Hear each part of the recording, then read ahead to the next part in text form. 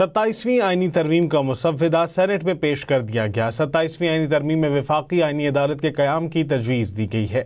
ججز ٹرانسفر کا اختیار جوڈیشل کمیشن کے سپرد ہوگا۔ متعلقہ ہائی کورٹس کے چیف جسٹس بھی تبادلے کے عمل کا حصہ ہوں گے۔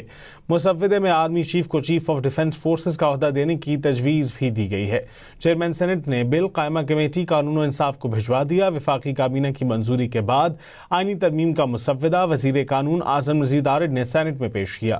27ویں آئینی ترمیم کی 49 شقیں ہیں۔ 27ویں ترمیم میں آرمی چیف کو چیف آف ڈیفنس فورسز کا عہدہ دینے کی تجویز دی گئی ہے۔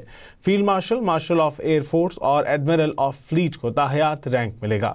عہدہ چھوڑنے کے بعد بھی وردی اور مراعات پاس رہیں گی۔ وفاقی وزیر قانون اعظم مزید آرڈ نے کہا کہ فیلڈ مارشل اعزاز ہے، کوئی تقرری نہیں۔ فیلڈ مارشل کا ٹائٹل خدمات کے اعتراف میں دیا جاتا ہے۔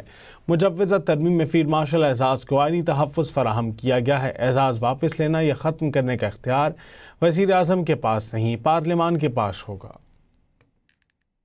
Federal government promotes a member of armed forces to the rank of field marshal, marshal of air force and admiral of fleet. Such officer shall retain the rank, privileges and remain in uniform for life. دنیا کے بہت سارے ملکوں میں یہ رائج ہے۔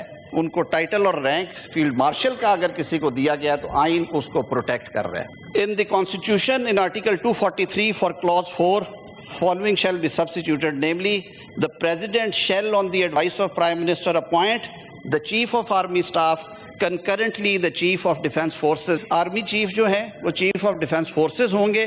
جو موجودہ chairman joint chief of staff committee ہیں سر، وہ بھی ہمارے قومی ہیرو ہیں۔